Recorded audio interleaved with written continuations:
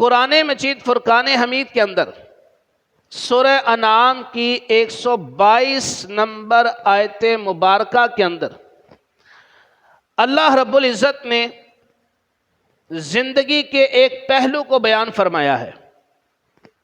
عام طور پر ہم زندگی کسے کہتے ہیں؟ ہمارے ہاں زندہ اسے سمجھا جاتا ہے جو چل رہا ہو، بول رہا ہو، سن رہا ہو، دیکھ رہا ہو، کھا پی رہا ہو، ہم سمجھتے ہیں وہ زندہ ہے۔